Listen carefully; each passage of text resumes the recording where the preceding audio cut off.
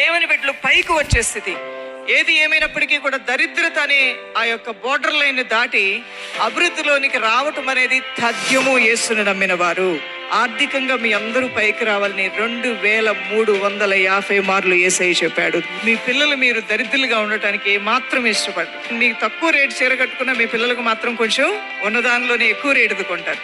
అది మీకు ఆనందాన్ని ఇస్తుంది. అయితే శ్రీవంతుడైన దేవుడు అంటున్న మాట, మిమ్మల్ని నేను అభివృద్ధి పరుస్తాను అంటున్నాడు. మిమ్మల్ని ఆస్తికర్తలుగా చేస్తాను అంటున్నాడు. ఉన్నతమైన స్థితికి తీసుకెళ్తాను అంటున్నాడు. నా జీవితంలో నేను ఉన్నాయి పోగొట్టుకుంటానేమో, ఉద్యోగంలో నాకేమైనా నష్టం వస్తుందేమో, చేసుకునే చిన్న పెద్ద పనుల్లో నష్టం వస్తుందేమో, మా అబ్బాయికి చదువుకున్న జాబ్ రాకపోతే ఏంటి పరిస్థితి, ఆ బిజినెస్ క్లిక్ అవ్వకపోతే ఏంటి పరిస్థితి, కొన్ని ప్రతికూల పరిస్థితుల వల్ల కొన్ని అప్పులు చేశాం, ఇవన్నీ తీర్చకపోతే ఏంటి పరిస్థితి అనే ప్రశ్నలు నీ హృదయంలో ఉంటే దేవుడిచ్చే జవాబు ఏంటంటే 2300కు పైగా దీవెనలు నీకోసం